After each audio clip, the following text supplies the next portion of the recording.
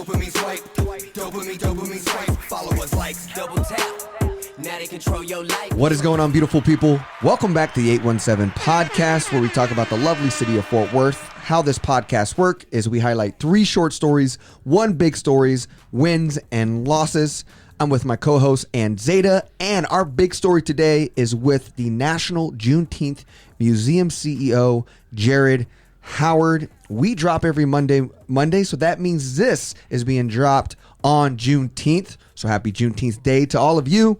And how are you doing? I'm doing great. I think it was a wonderful timing that we were able to have Jared come and visit with us in this recording that we did ahead of Juneteenth.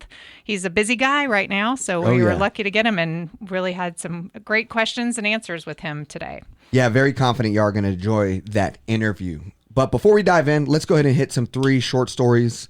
Something I'm always thinking about is like what's going to happen with the Hyder Garcia situation, as we had a savant and professional and someone who really knew what they were doing, and now we're out to look for our next Hyder Garcia.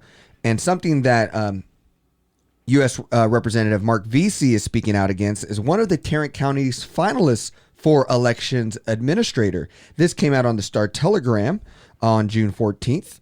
And it was written by Abby Church, but Karen Wiseman of Fort Worth is one of the 3 finalists for the job.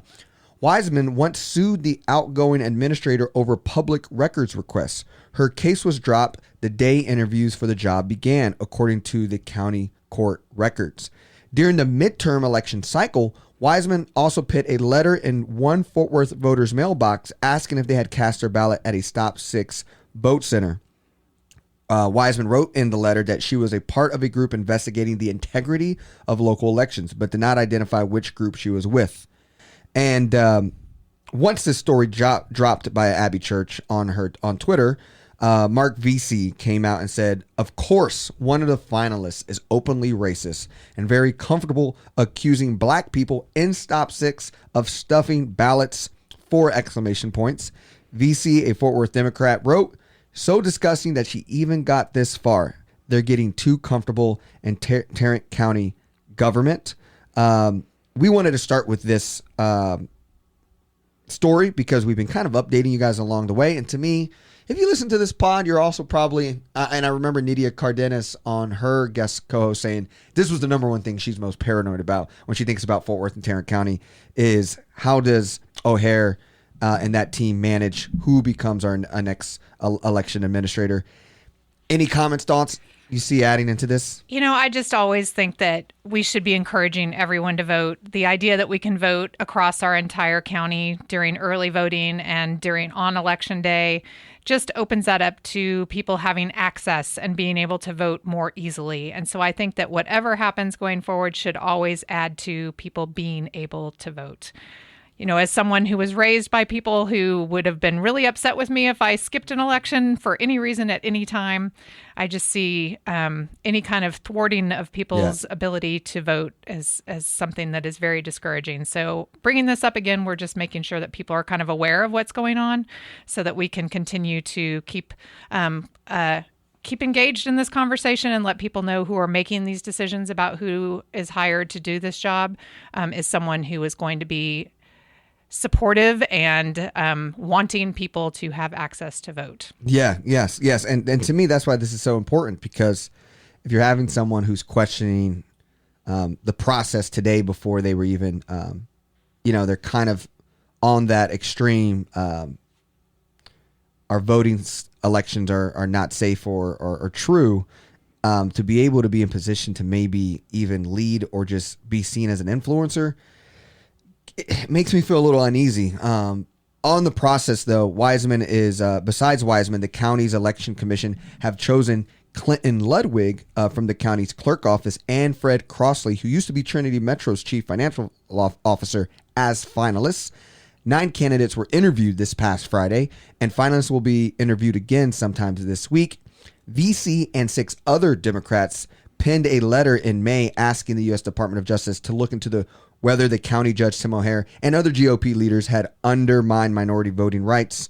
On Monday, so last week, the Justice Department officials agreed to meet with those Democrats to discuss the letter. So we talked about that letter last week. We talked about that possibly, and now it seems some movement there. And that's, to me, a great sign for all of us, because accountability at the county level would be nice to be watching what they're doing. Absolutely. So it continues to be in the news, and we continue to need to keep an eye on it. So our second story is what is next for the City Hall. City Hall has been in the news quite a bit lately because we have both a current City Hall and a future City Hall. And there's been a lot of stories in the news about future City Hall, but this story is talking about what is going on in our current City Hall. That building is owned by the city of Fort Worth, and my understanding is that it was given to Fort Worth by the federal government, and there's a stipulation that it has to continue to be used by the city as a governmental facility. Otherwise, we lose it. So it can't be sold for some kind of other private development. But that building in 1971 at 200 Texas Street was a step forward back in the day to become the City Hall, because we had been in what is now the Municipal Courts building across the street as the City Hall prior to that. But as everybody knows, the City Hall is moving, and now we're looking at what the new use of our current City Hall will be. And two things have risen to the top on that. There are police facilities in downtown and in the near south side off of Hemp Hill that are in leased buildings. And so my understanding is I think that costs about $700,000 a year for those leases. And so the idea with some of this consolidation of city-owned facilities is to get rid of some of those leases and save money there. So they're looking at moving those two city police facilities into the old City Hall, and those renovations would be paid for through the Crime Control and Prevention District. And renovations would occur. It does say here that they're adding a new parking garage for that, which, you know me and my issues around parking, but they do say because police arrive at work in their own personal vehicles, and then they also have police vehicles that need to have some place to be. And then the second option of the second thing that they're talking about possibly putting in that building is a central library location. This is also something that's been in the news quite a bit lately.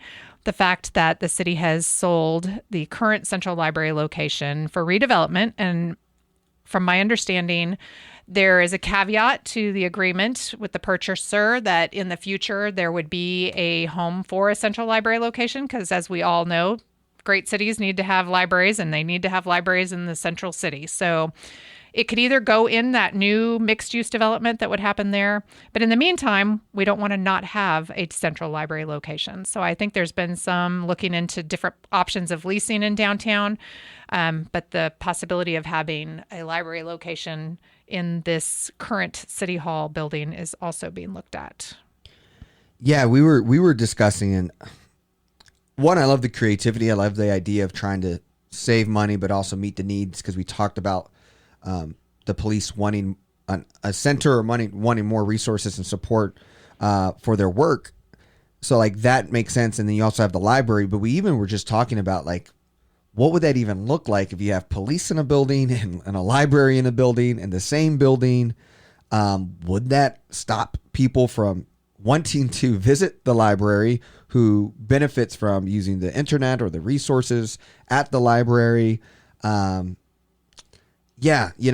just wonder that dynamic because I feel like libraries are like the safe space for a lot of people. But then to have the police department in the same building, it could maybe turn a lot of people off and taking advantage of it. How do you see this discussion, and through your lens, and what are like some positives and negatives you might see? And yeah, I think Fernando Costa's comment in the article was, wherever it goes, we want it to be open and accessible and welcoming. Now, whether everybody would feel equally welcomed in a building that is going to be occupied by hundreds of police officers may be a different question. So I felt that was an interesting way to state it.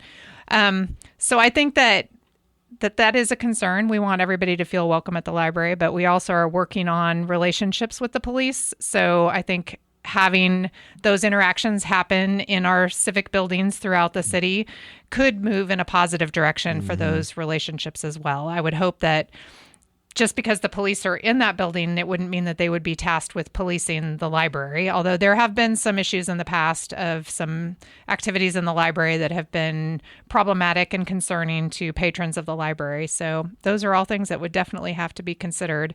So it could have some positives and some negatives, I think. Yeah. No, very interesting, and looking to see where it goes. I think one other thing, just, it's pointed out that there's very strong opinions about this building specifically and the architecture of the building. It's, a brutalist architecture, and some people hate it and some people love it. As someone who, was there officing in it for 7 years, I like it. And I think that there's a story about the way that the architect designed it where you can see through the building. If you're standing in those breezeways on the ground floor, looking through the windows, you can see down into the atrium that's below. And it was always told that kind of alluded to the importance of transparency in government. Wow. And so that being able to see through the space is kind of a illustration of that transparency that's so important. Yeah. No, I mean, being in that building, you could have, I mean, regardless if it's police and library, you could have a safe feeling library plus police in there due to how the building is designed, where it doesn't feel on top of each other. Right.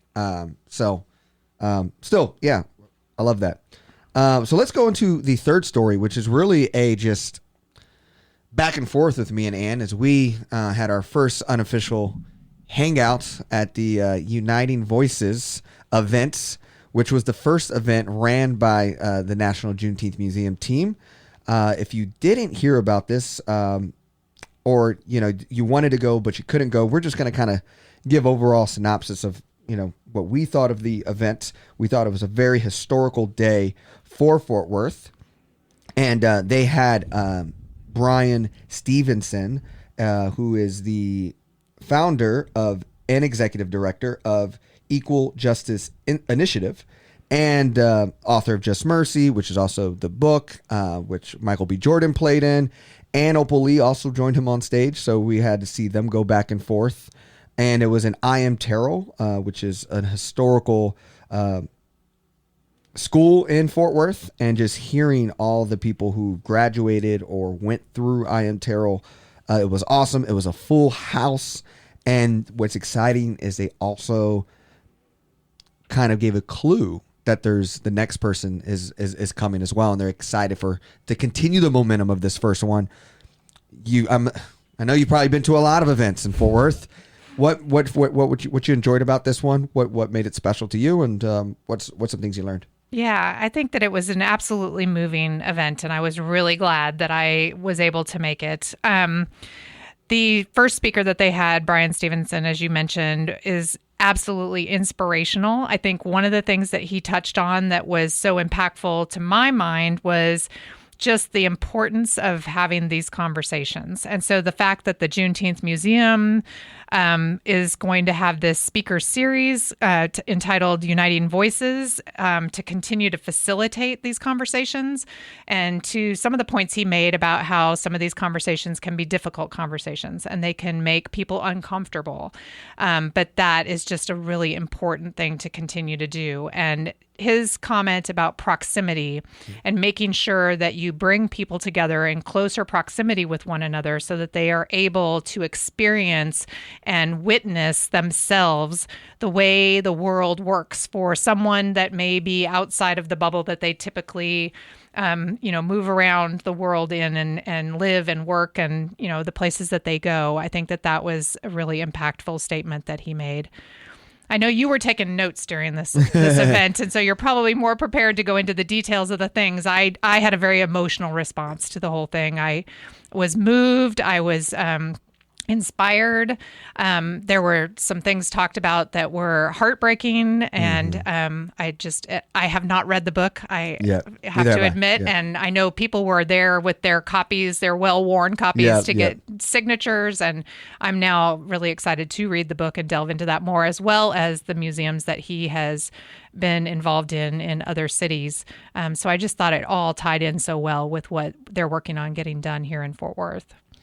Yeah, no, the proximity thing was really a big part. And he just kind of talked about people making policies from afar or making decisions from a distance was the word. So he's like, proximity to people, and Rod Shetty out of Stanford, one of the big researchers around kind of equity.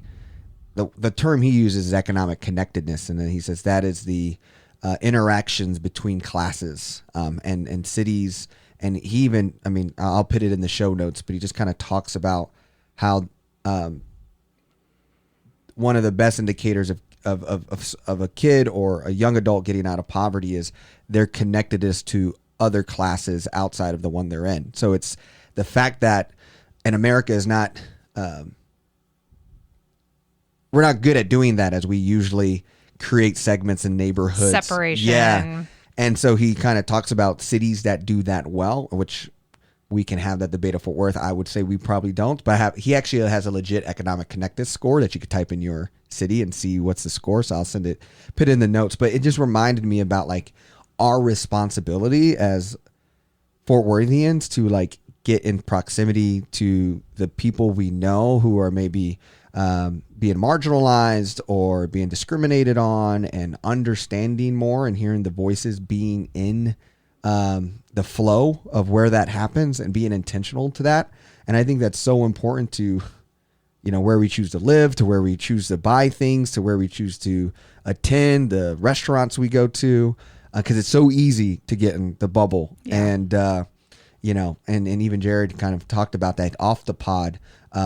Mr. Howard, he talked about there's some people in Southside who see 35 as the block, as the zone of I don't go past 35. Nothing beyond there is for me. Yes. Yeah. So it's just, I bet a lot of people feel that way. I think so. And then some people just never go outside of the area that they live and shop. And, to the point that we discussed a little bit about, what's available in your neighborhood and what's not. I think that making decisions for places that you have never gone and spoken to those people and gotten the input about what are the hurdles that they face every day, and not necessarily, they may not know the answer to what the solution is. And then you can bring ideas and solutions and vet through those and have that conversation so that you're not making those decisions without the input of those people. So I think that it's really important that people get engaged. And I think that was something that Mr. Stevenson really touched on, making sure that you have that proximity. Yeah. And a couple, I was writing down a lot of the numbers parts.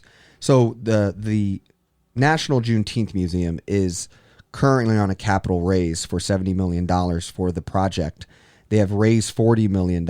And so they're still raising that other $30 million. So we also got to hear from the sponsors, Bank of America. Maddie Parker had her Just Mercy copy, which she was also someone who was looking to get it signed. So that was interesting. But also what Brian Stevenson brought up, he organized and led the Legacy Museum in Montgomery, Alabama.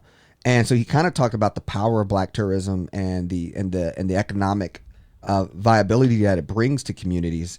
And, Montgomery, Alabama is a hard place to get to if you've ever been to Alabama. And he said that 500,000 people show up out of Montgomery, not local, and it had increased sales tax by 24% in the local area. So when we think about the power of the National Juneteenth Museum and what it could look like, when we give it time and grace, what it could look like for the viability of Fort Worth, that part to me was also exciting. Yeah. And I think getting to the part that Mr. Howard shared with us on the pod today, he gets into a lot of it being more than a museum and being a catalyst for an area and being something that draws people from across the nation, as well as being for the community in which it would be located in. So I think all of that is wrapped up with the conversation that we had last night. And I look forward to finding out who the additional speakers are going to be in this speaker series. And I encourage anyone who wasn't able to attend last night's conversation to keep an eye out for those future speakers and ways that they can get involved and support the initiatives that are going on. So as we wrap this part up, before I introduce Jared Howard, to me, one other thing that we got to get close to proximity. Proximity to the change we're trying to see.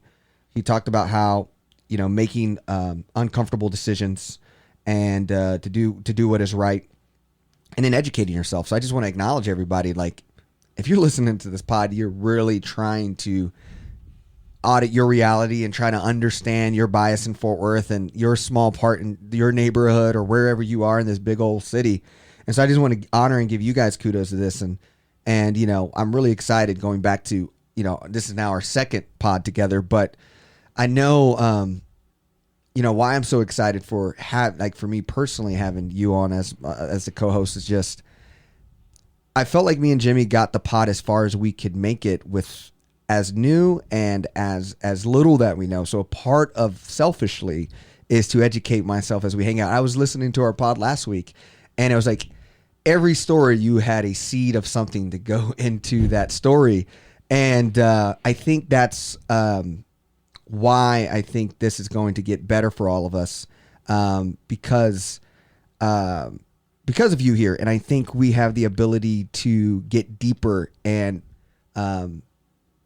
get it directly from the experience, but then also just you were listening and doing it from the back end. So I just think now being on, I just think we're elevating the audience and not just me and Jimmy at the time. So I thought that was a cool part for just you sitting next to me, us doing at the National Juneteenth Museum event was just kind of a cool part for me. Like, our responsibility as new co-hosts and a pod that has a new brand and all that stuff. Yeah. And what do we play and all of that? Well, I didn't know you were going to say all that. Now I'm feeling like, oh, that's so complimentary. And I appreciate that. And it's also a lot of pressure that I'm supposed to bring all of the knowledge to the pod going forward. But it's natural. I absolutely enjoy being here. And I thought that was great. I was wondering if, we talked last time about other pod hosts that hang out together a lot, and then we were like, oh, we don't need to be doing that. We don't hang out together in our personal life a whole ton. And then first thing that happens, just we didn't even really talk about that we were both going to that. We just walked in at the same time. Yeah. So it was great to be there with you as well, and I'm really excited about the future of the pod too. Awesome. So let's bring on Jared Howard here. Jared Howard is he's going to dive into his bio, his story. I mean, he's Fort Worth through and through. My first time ever meeting him, and I was just in awe of his ability to get around tough conversations, to navigate a vision for Fort Worth. He has spent time in multiple large cities and organizations in Fort Worth, from BNSF to the Chamber, and now as the CEO of the National Juneteenth Museum. So here is Mr. Jared Howard. My Fort Worth story is that I am a fifth-generation Fort Worthian. I am a part of the lineage of the incredible Amanda Davis. And for those that may not be aware, Amanda Davis is the founder of the area that we know as Stop 6. She was the first African-American property owner in Stop 6. It was called Cowanville at the time. And for a black woman in the late early 1900s, to have the wherewithal to go and buy a piece of property that was $45, by the way, is something that makes me pretty proud to be a part of that lineage. So I'm a long-term Fort Worthian. I'm a fanboy of the city. I have a great affinity for the city, its past, its present, its future, and I really just want the city to realize its full potential. Right. So I'm also a proud product of Fort Worth ISD. Shout out to Fort Worth ISD. Let's start with M.I. Logan Elementary.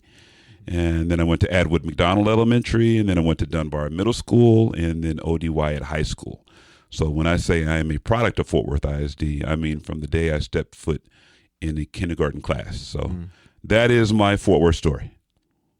Awesome. Did you spend any professional time outside of Fort Worth? And how did coming back from Fort Worth, if you did, what did that kind of provide, seeing other cities, other places, and how they operate? Yeah, so this is one of the ways that I know that I am destined to be a part of what happens in and around Fort Worth, because my first job happened to be at a company called Bank One. You're too young to remember that, EJ, but Ann and I remember a company called Bank One. It was a precursor or the predecessor to a company that you know as Chase. right? And there's a banking location on the corner of 820 and Ramey, right, which is in the heart of Stop 6, right? And so my first job out of college was at that banking center. And so I went off to UNT. UNT was further back then. Clearly it wasn't further, but I-35 hadn't been developed. And so it took a lot longer to get there. My first job once I graduated from UNT was at that bank in that community. And so as a consequence, I'd come full circle. My second job was in Fort Worth at a company called Daimler Chrysler, the parent company of Mercedes-Benz and Chrysler. Believe it or not, at one point in time, they were married. They have since divorced, and now Chrysler is its own company again, and Daimler is its own company again, but they were at one point in time married. Then I worked for another Fort Worth company called BNSF Railway, right? Spent 12 years there in marketing and economic development. Then I left there and became an executive at the Fort Worth Chamber of Commerce. Left there and went to go lead external affairs at Bell Helicopter. So when we talk about Fort Worth, it is a part of my DNA, brother, in every sense of the word. Yep, here from the very beginning, jobs here. We crossed paths several times in the last two of those jobs before this job that you're in right now. Mm-hmm. It always was a pleasant experience, and it was my honor to work with you while in my past job on the Fort Worth City Council. Yep. So I loved what you said about being a fanboy of the city. I don't have that claim of fifth generation. I've only been here the last 33 years, but I absolutely agree with you on being a fan of this city and putting effort and energy into making sure that the city of Fort Worth can be everything that it is possible to be and for everyone that lives here. Absolutely. And the reality is, you probably will both agree, the best part of our history is ahead of us. Right. So we haven't seen the best yet. Right. The best is yet to come. And that is really encouraging. So, yep. What are some of like the indicators or vulnerabilities that you're watching that could maybe dismantle that hope or positivity that the future is brighter? What are things you're watching that shows that you believe that? Yeah, so one of the things that's historically been true in Fort Worth is that the most influential people, the circle of influence was held by a very small group, right? And we can go back to Amon Carter, right? And we could name a myriad of other names, right? We don't have to do that, but that's not the case anymore. The city is big enough and there's space for everybody. And that influence has been bifurcated multiple times. And so now everybody gets to be influential in the city of Fort Worth. And that hasn't always been the case. And so the byproduct of that, I think, sets us up for great success going forward, that our future is not in the hands of any small group or any one or two individuals. Pretty cool deal. Absolutely agree. Bringing everyone to the table. As someone who moved here from somewhere else, there was a bit of a barrier just of not being from Fort Worth. Different than the barriers for people who have lived here their entire lives and were kept from being a part of that. But that definite barrier was there of you're not from here. Mm-hmm. And there's been a lot of change in that. And I think a lot of new folks coming in, and I think they bring really good ideas too. Mm-hmm. So that opening up of taking down those barriers to the people who've been here who didn't have that access, as well as making sure that new ideas are available and can be discussed by everyone, I think is a really important change that the city has seen. People are listening to this on Juneteenth. So what does this weekend look like for you with now being in your role in the National Juneteenth Museum, just having its first live event, which we both attended, and that was a really amazing experience. To see Opal Lee and Brian Stevenson up there doing their thing and just talking about all what's to come. So what does this weekend look like for you, and what would you like it to look like for other Fort Worthians? Yeah, so first let me say thank you to both of you for coming last night. All indications are that it was a wonderful event, great content, great context. Mr. Stevenson is a savant in every sense of the word when you talk about law, when you talk about history, and to have him in Fort Worth is a major coup for us, right? And so to say that the weekend started off well would be an understatement for me. The place was full, the energy was great, the spirit of I Am Terrell was evident, right? And so we're certainly off to a great start. I had a meeting before we got here today. I've got a meeting at 12:30 with one of our sponsors. I've got a 2:00 board meeting.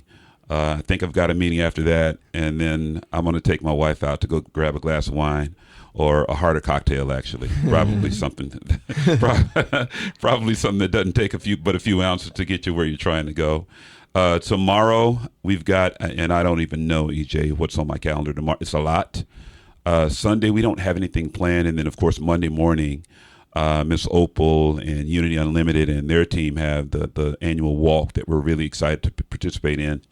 And then after that, one thing tomorrow that I will mention, the Dallas Cowboys are hosting an event at Cowboy Stadium, and they invited the NJM.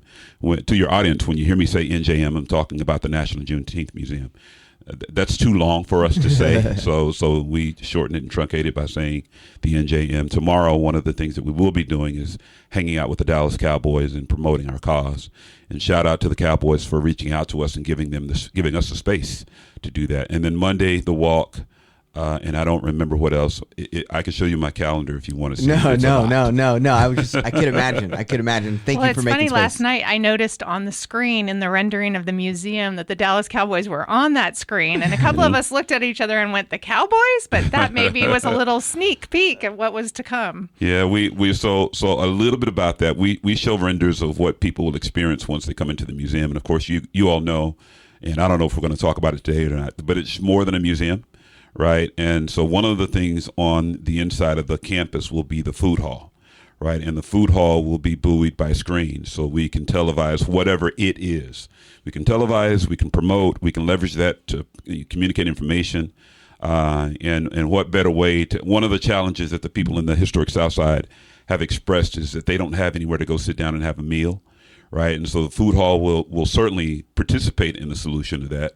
I don't think we can do that. We should be the exclusive solution, but we certainly ought to be the catalyst to some other things. But one of the most popular times for people in the historic South Side to go to a restaurant is after church on Sunday. Well, after church on Sunday, what's on the TV? It's the Cowboys, right? And so the point there is you won't have to miss the Cowboys if you come hang out with us on a Sunday afternoon. And so that's the logic there, right? Now that you mention it, Ann, we probably shouldn't be giving the Cowboys free publicity. It's not like they need any additional publicity. They have enough of their own, but that's the thought process there. Well, to your point about stimulating business in the area and not taking away from the business that's already there, that was one of the questions that we were going to ask you about how you envision this project stimulating the southern sector of Fort Worth. Yep. You want to answer it now, or are we waiting? No. So the museum is the anchor of what is intended to be a catalytic development, right? So that includes a lot more than just a museum. If you talk to stewards of the neighborhood, I'm talking people like Johnny Lewis, people like James Walker, people like Wallace Bridges, people like Walter Williams, Miss Jerry Williams, the people that have been there for the last 30, 40 years, and they've seen what it was, and they want to see what it will be. The last thing that they would tell you that they need is a museum. Right. They would probably tell you the first thing that they'd like to see is a grocery store. And they'd like to see some sit-down restaurant establishment. And as you all might recall, and I think you were on the council still, in 2018 or 2019, the city of Fort Worth did a survey of its residents for neighborhood amenities, what people in the city would like to see in their neighborhoods. And in this neighborhood, at the top of the list was a grocery store.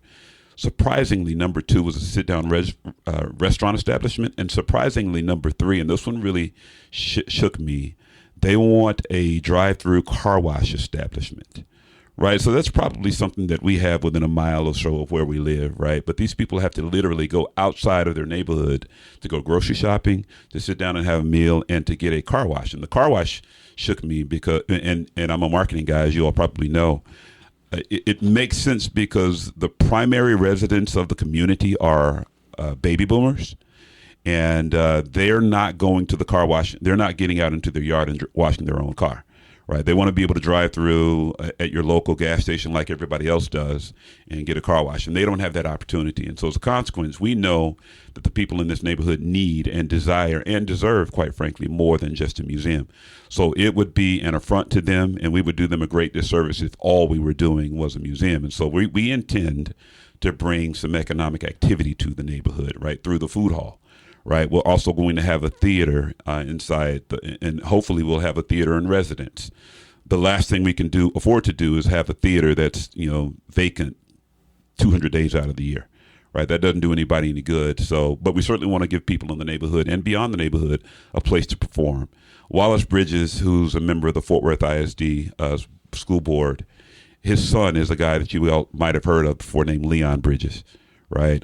Kirk Franklin grew up not far from this neighborhood, right? And neither of them had a place in the neighborhood to go and hone their craft, and that dynamic is going to change, right? In addition to that, we'll have a business incubator, right? This is the place where resources meet the people that need them, right? The training of some of the things that we all take for granted, financial literacy. Let's say that you are you make great food, and everybody in your family is telling you you ought to go own a restaurant. And you go and you open the restaurant, but you don't have any insight to things like inventory management, right? So you're going to buy your groceries from your local Sam's. You need to be working with companies like Benny Keith or Cisco Foods or U.S. Foods, but many people don't know that, right? So they don't get to leverage the acumen that a lot of people have in the restaurant space or in restaurant or whatever the space is, right? Yeah, the nuts and bolts of Absolutely. running a business. That My husband make you teaches a profitable. class at Texas A&M Law School that is called Law Practice Management. A lot of people go Indeed. all the way through law school and have no idea how to manage a practice. right. So That's it's right. those nuts and bolts of how to do that so you can Absolutely. be successful with your fabulous creativity and talent. That's right, because great food is not enough to make a great restaurant. If I have to wait an hour to get your food, I'm probably not going to come again, right? Mm-hmm. So those are some of the things that we've got, the business incubator. We're going to have some retail space, right? So all of those things represent the confluence of the components that the people in the neighborhood need, desire, and deserve. And to that end, we are especially excited about the museum being catalytic to all of those things happening. Yeah. Mr. Stevenson was talking about the Legacy Museum and what it did for Montgomery. He kind of talked about 500,000 visitors, 24% increased sales tax.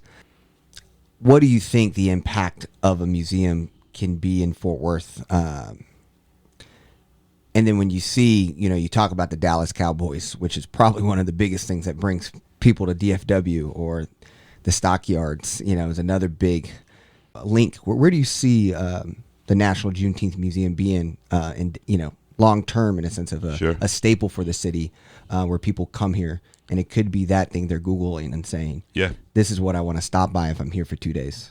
A great question. But let's start at home, right? So if you go and you stand on the corner of Rosedale and Evans right now, there's no activity happening on either corner. Let me repeat what I said. There's no economic activity happening on the north, south, east, or west corner of the street, which is a sad indictment on a neighborhood that's a mile away from the central business district. Mm-hmm. If you look just on the other side of I-35, you see bustling economy and cranes creating new buildings, right? If you go further south, you see lots of energy. If you go north, my goodness, we know what's happening north. But here, which is the gateway to the east, nothing is happening. And so the first thing that we are most excited about is creating some economic activity in this corridor, in this community, in this city. Once we've checked that box, the byproduct of which is we will have a National Juneteenth Museum. What many people may or may not know is that Miss Opal has had a Juneteenth Museum on that corner for 20 years, right? There was no national component to it. And in her words, it was the hind heels of hell. It looked like, I think she said that last night, in fact. But yet again, no economic activity. But having a national museum on the heels of a day that has become a national holiday will buoy visitation to the city of Fort Worth for sure. In fact, that's one of the reasons people often ask, why Fort Worth, why Fort Worth, why Fort Worth? And there's really only two ways to answer that question. One is Miss Opal Lee, right?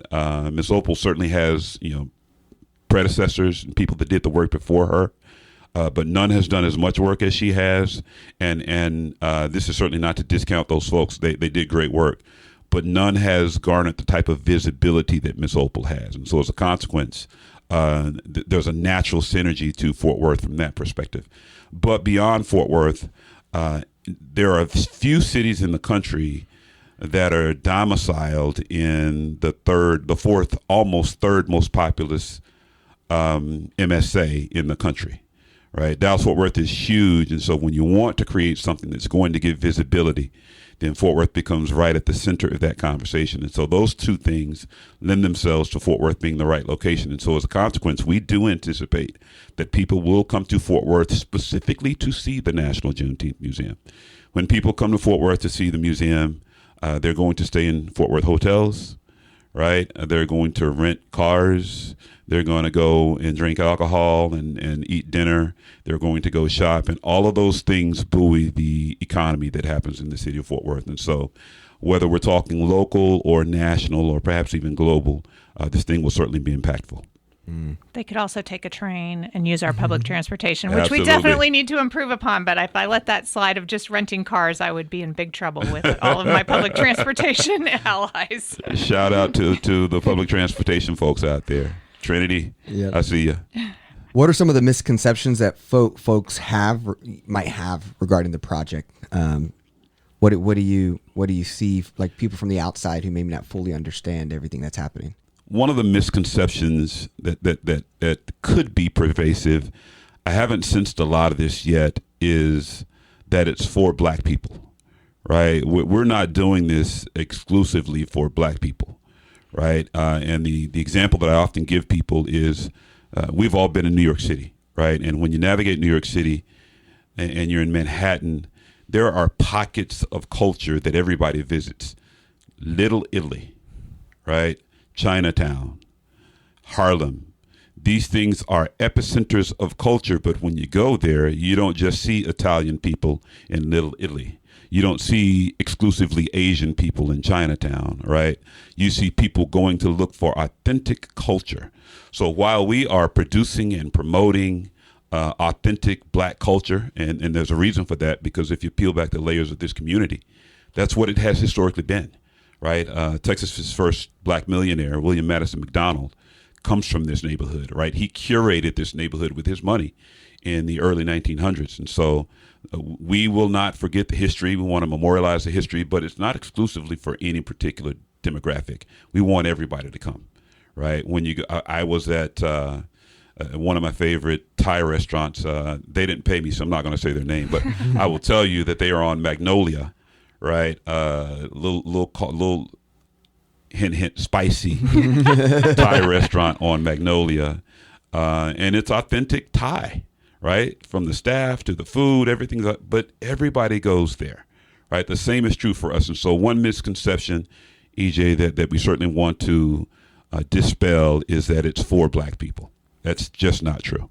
Well, and I think, too, some of the points that Mr. Stevenson made last night in his discussion is this is a conversation and an education and an engagement that everyone needs to be a part of. Absolutely. And he spoke to the fact that sometimes that conversation can be an uncomfortable conversation, but it's definitely for everyone, as you just said. Absolutely. So. And another thing he mentioned last night that was particularly encouraging to me, he talked about being proximate. Right. So you have to go close to the people where the conversation needs to be had. Yeah. Right. And so that is the thinking of why we are located. It's part of the thinking for why we're locating here and not anywhere else. We're really excited about this being where it is for that reason, amongst others. You did describe briefly a little bit about what people were going to see upon entering the museum, and you talked a bit about all the things that are going to be involved there. Is there anything else that you didn't get to that's going to be a part of the museum? I love the idea of places for people, public places for people, so that people have a place to gather, kind of that third space. These are all terms that city planners tend to talk about, but I think I recognize them in the things that you've shared about what this place will be for the community itself, the people who are there right now, not just the importance of attracting people from other places, but that's right, places for the people in the community now. Yeah, great question. Also on the campus, you mentioned those ancillary spaces. We will have both a courtyard as a part of the development and a plaza as a part of the development, which will be public. Right, so open to the public, probably not 24 hours a day because we've got an asset that we've got to protect, right, during the night hours. And we don't anticipate that people would come at 3 o'clock in the morning and can hang out in the courtyard anyway. Maybe they will. Maybe. And if enough people, maybe we need to be open 24 hours, right?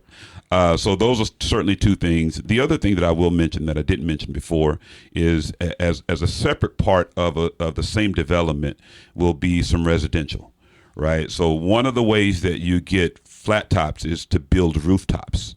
In economic development, they say rooftops produce flat tops. And what that means is once people start to live in a neighborhood or reside in a neighborhood, then you don't have to worry about a grocery store. Right? The formula works. And I know that people are upset with the grocers because no one has taken a chance on coming into neighborhoods like this. And let me just say here, parenthetically, this is not exclusive to Fort Worth, right? Every major city has neighborhoods like this one that want a grocery store and deserve a grocery store. But as a marketing guy and as a guy who's got all of his professional training in the business world, it's just counterintuitive to put a grocery. It's not likely, according to the formula, to be profitable. And all of the grocery stores are in the business of profit making. And so we have to change the dynamic and force those people to come here. And one of the ways that we will do that, Ann, is through building some residential units. Right. And so we're going to repopulate the neighborhood with this development. And then you're going to see new homes being built. In fact, you're already seeing some of that right now. People are already coming back to the neighborhood. So what I would say to your listeners is, as it relates to that, be patient with us. Right. And more is to come. But yeah, those are some of the other components that we're excited about. Yeah, I think about just in Memphis and, went to the National Civil Rights Museum. We talk about the Legacy Museum in Montgomery and just thinking about the story that it tells. But I mean, they're really, you almost overwhelmed. Like, man, you need to be here for a day or two just to really get it. How does the content, the curation, the artifacts, you see the story of Juneteenth being told? Because I feel like we're a little bit more niche than those two museums. Those are really big topics. How do you see it compared to those museums and how they tell their story? Yeah, so those museums are, I'm going to call them movement museums, right? Civil rights was a movement, right? Emancipation is a movement. The idea of freedom is a movement, whereas what we're celebrating is an event for all intents and purposes, but it's also a part of the movement. So there isn't as large a narrative, but there are things that precede June 19th, 1865 that people need to be aware of. And there are things that happen on the heels of June 19th, 1865 that people need to be aware of. And we will narrate that story. So I'm a marketing guy, as I told you, and I haven't done a focus group or a survey at all to prove this, but if I were a betting man, sometimes I am a betting man, but if I were a betting man... On the Dallas Cowboys. I do not bet on them. I know better than that. I would bet that 70% of Americans have no clue what Juneteenth means or represents. All they know is that they see it on TV, they may have the day off, and that's where the buck stops. Well, our idea, our vision for the museum and the exhibition spaces inside the museum, our idea is that people will come in unlearned and leave learned, right? You can't, and I will make, it's probably going to be from a narrative perspective tantamount to what our friends in Dallas have at the Sixth Floor Museum. If you don't know about the Kennedy assassination before you get there, that museum will educate you in a way that it will, at the very least, whet your appetite to want to learn more. But I am convinced that people can go into that museum and become well versed on all things Kennedy assassination because they did such a really good job of creating that narrative, and we intend to do the same. How we go about doing that, I don't know because I'm not a museum curator. We have a team of experts working with us led by the incredible Dr. Lauren Cross. And for your listeners, if you don't know who Dr. Cross is, I will encourage you to Google Lauren Cross. She's a savant in every sense of the word. And when it comes to the museum story or the narrative, I readily and willingly yield to her because she knows what the hell she's doing and I don't, right? And so as a consequence, she's probably a better person to answer that question with more detail. And what I will do, what I'd like you to do, if you guys can do it, is invite her to come and join your show one day. Yeah, absolutely. And be a part of your podcast. I love it. So I think the only question that we haven't touched on is if there's anything we can do, but you just mentioned one thing that we can do, or that other folks can do to partner on this initiative and support the work that you're doing. Yeah, so there are a myriad of ways that people can support our initiative. Certainly, anybody can donate. We're we're in the middle of a capital campaign where we've got to raise $70 million. And just for your listeners, so they have some insight to that $70 million, the building will not cost $70 million, right? But what happens oftentimes in spaces like this is that museums and organizations like them create these capital campaigns and they build these immaculate buildings and they don't have coffers to operate, right? And so we do the museum, we do the city, we do the neighborhood. The stakeholders a great disservice if we open this museum without some coffers by which it can operate, right? We want the museum to be solvent the day we open the doors, right? So to that end, we certainly welcome people donating to our cause. You can go to our website, which is www.nationaljuneteenthmuseum.org. Or you can go to www.thenjm.org. Both take you to the same place. We just shortened it so you don't have to get tongue twisted like I just did. But donating is one of the ways that you can do that. The second thing is we're looking for artifacts. It will not be exclusively artifacts, but you certainly to tell the story in a significant way. In a compelling way, you want to tap into all the resources that are available, and certainly that includes artifacts. And so if someone might have some artifacts they want to loan to us or yield to us, they can certainly do that. That information is on the website.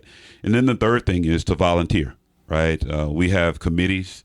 We've got a working board. We've got lots of ways that people can volunteer to support the work that we're doing. We need certain areas of expertise in our camp that we don't have right now that we're looking to fill and to resource. And so those are the three primary ways. And beyond that, you can give us a call, shoot us a note at info@thenjm.org or info@nationaljuneteenthmuseum.org, and we're here for it all.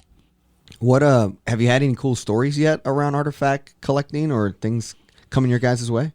Yeah, we've got a professor, a tenured professor at UNT that reached out to us, and I do not remember his name, Dr. Jack. I'll butcher his name if I try it, but Dr. Jack reached out to us probably a couple of weeks ago, told us that he had something from, don't quote me on the year, the early 1900s, or maybe even the late 1800s that we're really excited about. A couple of months ago, we had the family of a lady that was from Fort Worth who kept historic items in a storage, and she passed away, and they didn't know what to do with those items, and so they reached out to us, and we've got the opportunity to go and scour, those things, and so we're really excited about all of the responses. But beyond that, that's probably another question for Dr. Cross. So Dr. Cross is the expert, and I defer all of that to her. Because if it were up to me, the museum would be a mile long with a bunch of junk that nobody wants to see. Right? Take everything from everybody's sheds, and their storage facilities. That's right. And Dr. Cross knows better than I do, so she's probably a better person to answer that question. But I can tell you that there are things happening in that space for sure.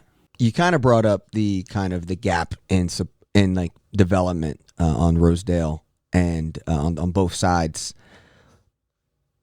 I don't know the best way to ask the question, but like, how do you feel the city or the companies locally have supported or helped with being a part of the movement? Yeah, well, let me start with the city. The city has been more than supportive. For those that may not be aware, the city has committed $15 million to the initiative, which is more than 20% of the $70 million that we need. It's shout out to the city council and to David Cook and his staff for supporting us in that way. That is significant for a couple of reasons, not the least of which is because when we go to the Rockefeller Foundation or the Ford Foundation, what our fundraising consultancy has made us understand is that the first thing they're going to ask is how has the local community responded to your initiative? Because if, in fact, the local community doesn't respond, it's suggestive of whether they should respond or not, right? And so the city has been dynamic, absolutely incredible. I want to be fair in the corporate space. We haven't had enough time to extend an opportunity to them yet. Those in the corporate space, we know who the Fort Worth-based companies are and who the DFW-based companies are. Again, I want to be fair. We just haven't made the overture, right? That's getting ready to happen in short order. So I will have a better response for you in the coming months as it relates to the corporate response. Having said that, though, I have to shout out some of the ones that have responded if I can. I think it has been announced that Bank of America has given us a $1 million grant toward our initiative. So shout out to Mike Pavel and Brian and his team at the Fort Worth location of the downtown location of Bank of America. Meta has come through in a significant way. They are underwriting a digital tour of our building that everybody will see. And what better distribution channel than Meta? Because as you probably know, Meta includes Facebook and Instagram, and I mean, what better way to partner? And as you know, they have a very significant footprint here in Fort Worth. But this isn't just Meta's Fort Worth support. This comes from their California headquarters. So really excited about that. A company out of Oklahoma called Paycom has been really supportive of us. They wrote us a check several months ago. And the first company, Frito-Lay, PepsiCo Frito-Lay, more than a year ago, they called us. We weren't ready to start having conversations yet. They called and said, hey, we want to support the work that you're doing. And here's a check to undergird your efforts. And so shout out to PepsiCo, Frito-Lay. And I suspect that more will come.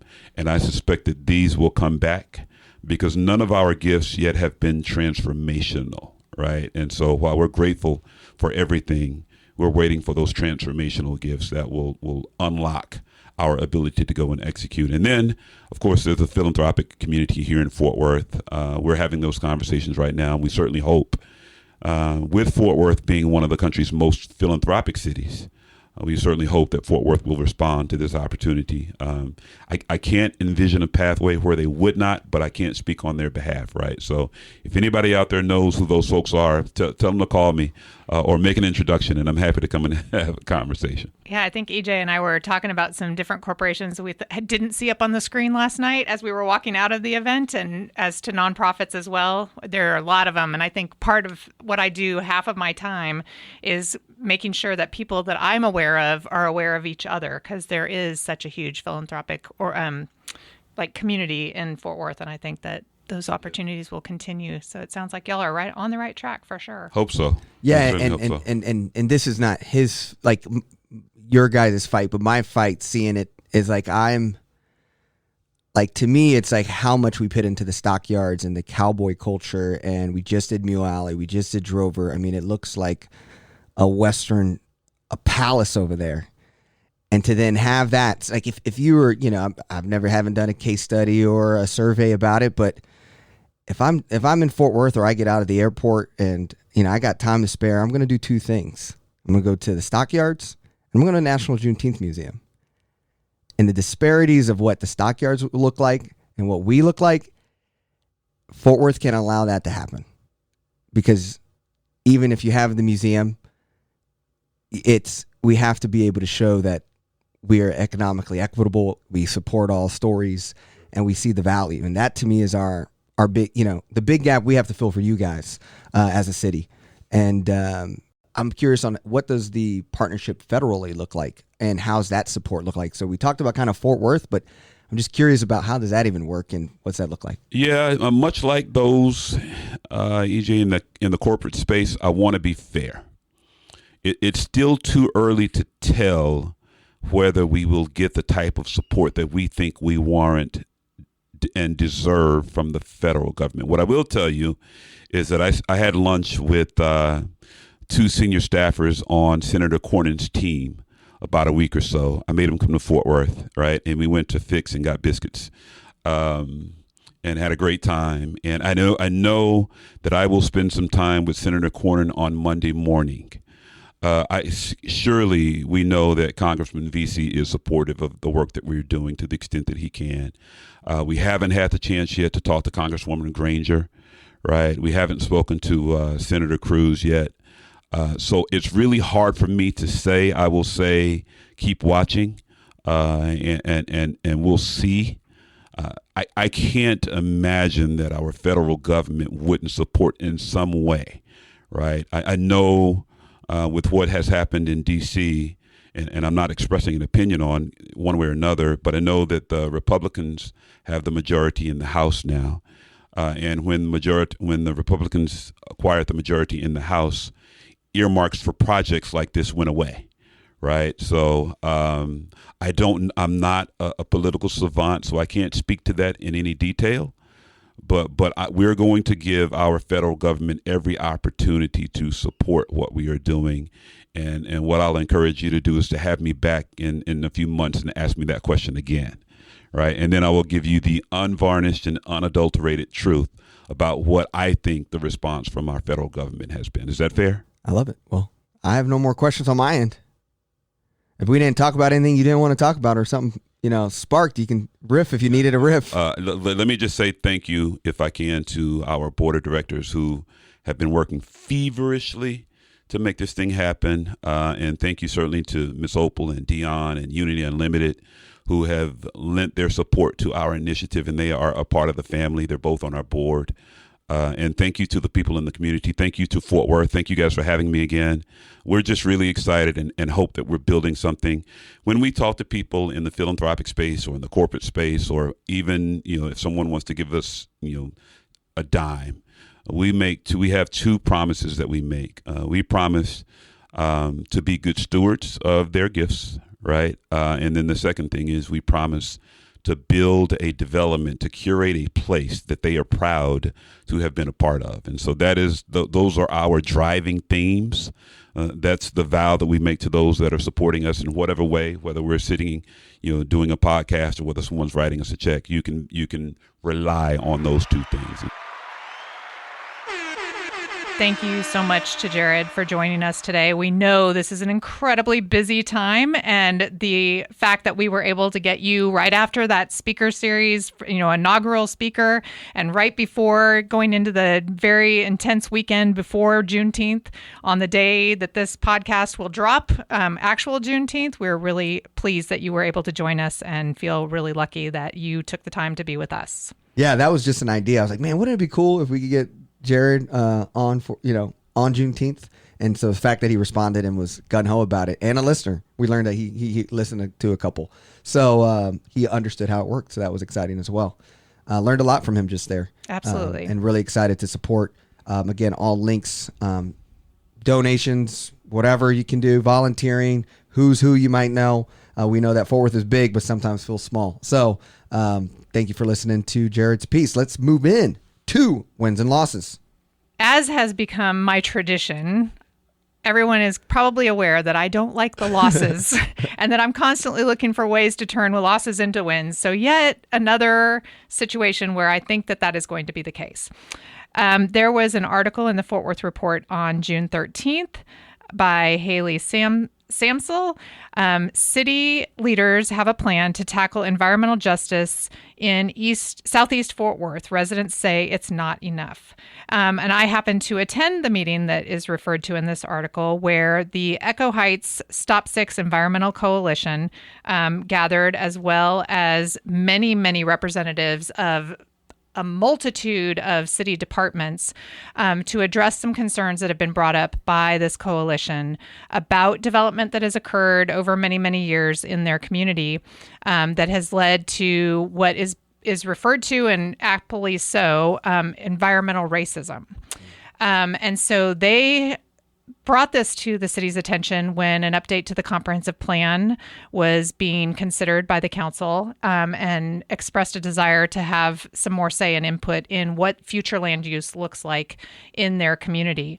And so the environmental concerns are definitely a loss, but bringing them to light and having a discussion about it and getting the response that they're getting from the city thus far, I think is definitely moving in the direction of that win that I'm constantly looking for. But it also leads into an effort that the city of Fort Worth has coming up, and that is a once in 2 decades update to a comprehensive plan that has been tweaked yearly for many, many years. But this is the first time that they're looking at it from a more holistic, comprehensive update to that plan. And so I see the efforts that Echo Heights and Stop 6 Environmental Coalition have brought to the forefront as a template that could be used to communicate with communities across Fort Worth, because this is not the only area in Fort Worth where land uses and the way that people live in their communities can possibly be negatively impacted. And it is also a good template for the type of engagement that should occur around what the vision of our city is going to be, so that when policy decisions are made, that they're based on a vision that is a shared vision amongst those that live in those communities. So I know y'all are going to get tired of me talking about these losses and turning them into wins, but that's where I'm landing. No, I'll stay spicy for us, which we'll keep it going. And what's your take? So I'm right. I was also kind of following along some more micro into the weeds of this story. Assistant Code Compliance Director Cody Wittenberg also revealed that the city applied for a $1 million Environmental Protection Agency grant in April. The grant will help Fort Worth address environmental justice, but the application required a nonprofit organization partner, so city staff worked with Community Frontline, who has been on the pod, with their 501(c). But it also talked about kind of this piece of the application also features support letters from TCU, South Fort Worth Inc., Tarrant County's Public Health Department, but it also kind of mentioned this, it would be complicated for the city to partner with the Echo Heights Stop 6 Environment Coalition on grants like this one. Parker clarified because of the support the group receives from Legal Aid of Northern Texas and the chance that the coalition could sue the city. Coalition members said they were not informed of the grant application until June meeting. That, I guess, anything you know about that? Or well, the question was raised as to why, I believe the question was raised as to why the city didn't partner with them, with the Echo Heights Stop 6 Environmental Coalition in their request for this grant. Some people were asking what type of grant that they'd asked for in that meeting, and that was being clarified by staff about the process by which they went through to apply for that grant and what specifically the grant was that they had applied for. So there's some folks involved in the coalition who are very well informed in environmental issues, air quality, water quality, and all that sort of thing. And so they were asking some very well-informed questions of staff to get some answers. And that was where they were trying to clarify why they had partnered with who they partnered with. And hopefully they'll be successful in getting that grant, because it will be funding to do some remediation and fixes in that area. Love it, love it. Well, I'm going to keep my loss short because we got a nice hefty pod here. So mine is just, I was in Boston doing a commencement speech at in Worcester, Massachusetts, and I was in lovely weather, and I came back and it's like 100 degrees out here, 105. It's humid. I'm like, how can it be 105 and a 70% chance of thunderstorms? It was just a wild. So my losses. The Texas heat has arrived. We had a long run without it, but it's here now. So I'm having a hard time keeping my house, which is old, nice and cool. So the loss for anyone else who feels it, I feel you. It being hot. Yeah, hot and humid, not just hot. Feels like Houston up in here. I'm like, it does. It feels like a steamy bathroom every time I step outside. So what's your win? So my win is that I attended a Fort Worth Report conversation yesterday, which was Thursday, June 15th, I believe. And what came out of that discussion, it was a discussion about the future of Panther Island, because there are some work being done on the plans for Panther Island, because the land use and the zoning type of things that were put in place many years ago warrant a revisit, because they were done so long ago.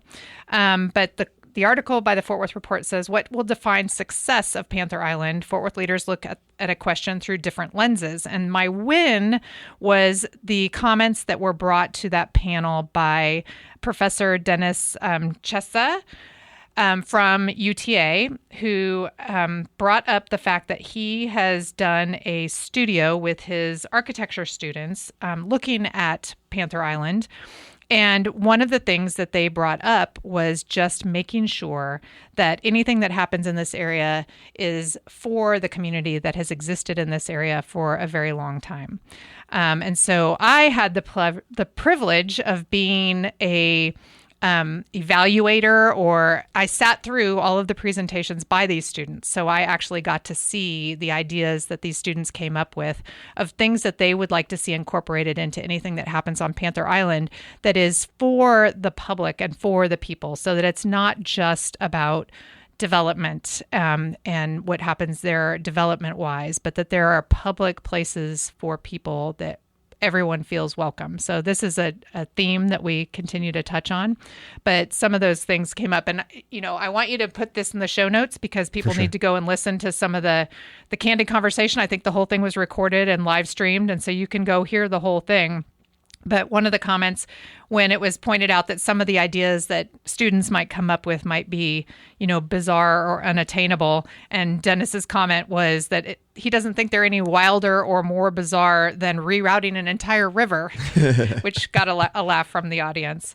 But he grew up in those North Side neighborhoods, and he was an important addition to that panel to bring the perspective of making sure that as things improve, that places for people who are already there are a big part of that. And I was pleased to see at the end of it, the folks on the panel, city officials talking to Dennis, and I hope that some of the things that came out of those conversations and came out of those suggestions by students will be incorporated into the plan going forward. Yeah, no, what a great idea. And I got to go watch the whole thing. We'll definitely put in the show notes. My win is the new housing development Stop 6 is a nod to the community leader, former Dunbar High School boys basketball coach Robert Hughes Sr. He is synonymous with the Stop 6 community. If you don't know about Mr. Hughes, he has the national record of he's the most winningest coach in U.S. history with 1,333 game victories. He was inducted into the National Basketball Hall of Fame in 2017. I mean, that's just crazy impressive in itself as a career and to go that far. But what's really exciting is that in 2021, Fort Worth leaders broke ground on the Cowan Place as well, a $43 million development as well. But he is going to be a part of the Hughes House is bringing 519 mixed income apartments and townhomes along 12,000 square feet of commercial space on the former Cavill Place public housing site. The development is the latest project in the 2019 Stop 6 Choice Neighborhood Initiative, which we've been talking about that on the pod for a long time. And so when you have both of those housing kind of developments happening at the same time, I say that's a win, and it's going along with the vision that Jared kind of talked about with there needing to be development in the historic side, the Stop 6 side, honoring the legacy of people like Mr. Hughes, like Opal Lee, like Wallace Bridges, all that. So I just think it's a win that I feel like we are being intentional and we're doing it. Yeah, I think so. And I also point out just the fact that it's mixed income so that you have a variety of housing available, and you're getting away from the things that have been done in the past where they have concentrations of poverty, which doesn't lead to anything good. So I think that just goes along with the efforts that we're trying to accomplish throughout the city, having that mixed affordability in all communities. I love it. Well, there you guys have it. This is the 817 Pod. Happy Juneteenth. Happy Father's Day. If you're celebrating both, stay cool. And we look forward to seeing you on the next episode. All right, we're out. Swipe, dopamine swipe.